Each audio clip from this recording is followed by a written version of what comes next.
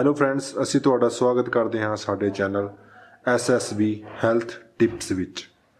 Friends, ਅੱਜ ਕੱਲ੍ਹ ਸਰਦੀ ਦਾ ਮੌਸਮ ਹੈ। ਖਾਂਸੀ, ਬਲਗਮ ਤੇ ਗਲਾ ਖਰਾਬ ਜਿਹੀਆਂ ਬਿਮਾਰੀਆਂ ਦਾ ਹੋਣਾ ਇੱਕ ਆਮ ਗੱਲ ਹੈ।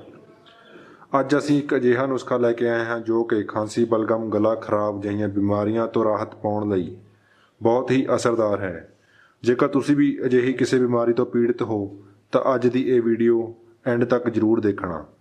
ਚਲੋ ਆਓ ਤੁਹਾਨੂੰ ਦੱਸਦੇ ਹਾਂ ਕਿ ਅੱਜ ਜੋ ਅਸੀਂ ਨੁਸਖਾ ਲੈ ਕੇ ਆਏ ਹਾਂ ਉਹਦੇ ਵਾਸਤੇ ਜੋ ਸਾਨੂੰ ਸਮਾਨ ਚਾਹੀਦਾ ਹੈ ਉਹ ਹੈ ਇੱਕ ਅਦਰਕ ਇਸ ਸਾਈਜ਼ ਦਾ, ਸ਼ਹਿਦ ਤੇ ਜੇਕਰ ਹੋ ਸਕੇ ਤਾਂ ਥੋੜੀ ਪੀਸੀ ਹੋਈ ਕਾਲੀ ਮਿਰਚ।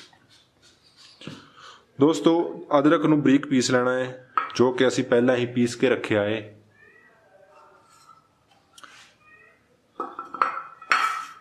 ਸੋ ਇਹਦੇ ਵਿੱਚ 2 ਚਮਚ ਸ਼ਹਿਦ ਦੇ ਪਾ ਲੈਣੇ ਨੇ।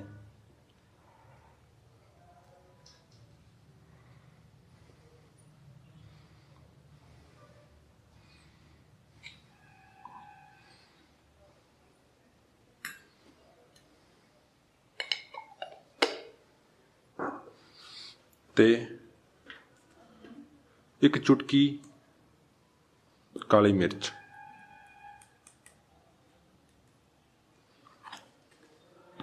ਤੇ ਇਸ ਨੂੰ ਚੰਗੀ ਤਰ੍ਹਾਂ ਮਿਕਸ ਕਰ ਲੈਣਾ।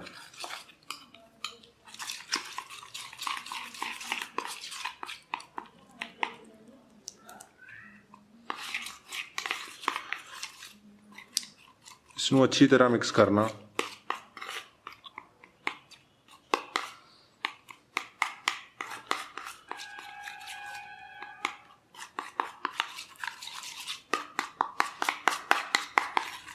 ਸੋ ਲੋ ਦੋਸਤੋ, ਸਾਡਾ ਇਹ ਨੁਸਖਾ ਤਿਆਰ ਹੈ।